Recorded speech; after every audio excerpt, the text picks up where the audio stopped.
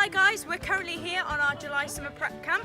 As you can see behind us, we've got the tents, we've got a campfire going, and the rest of the unit are currently exploring the campsite.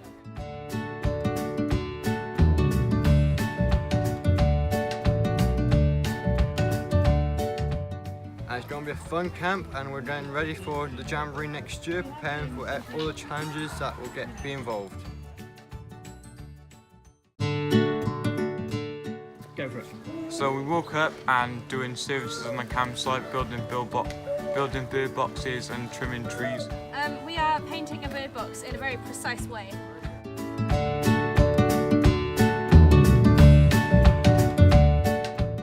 Okay, so we've just been to the owl sanctuary. It was really fun actually, I really liked it. Yeah. We had a tour of the owls. I held a hedgehog and it was so sweet. It was like really white rather than being brown. We just got our UK knickers, and we've also got our badges to go with it to go on our uniform. So we're super duper excited, and this makes the Jamboree real. What are you eating? An orange. Nice. Hi, we're Welsh AST and we're helping out in the Welsh Barbarian prep camp. We've been helping with the site services and helping the leaders run zones.